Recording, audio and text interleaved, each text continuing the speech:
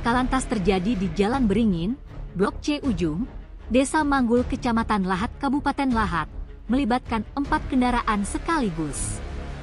Dikatakan Ade, warga setempat, kronologis kejadian bermula ketika kendaraan jenis truk tidak kuat menanjak, sehingga termundur, namun terdapat 3 mobil di belakangnya. Terdapat 3 mobil, yakni sedan berwarna merah, tepat di belakang truk. Awalnya setelah termundur, truk menabrak sedan merah, dan sedannya terpental keluar jalan, dan menarak lagi 2 mobil di belakangnya. Atas peristiwa itu, truk yang terguling tepat di tengah jalan itu tidak bisa dilewati. Sementara, tidak ada korban jiwa atas insiden itu, baik pengemudi truk dan mobil pribadi, namun hanya ada korban luka ringan dan sudah dibawa ke fasilitas kesehatan. Tim Liputan Sumsel Update TV melaporkan.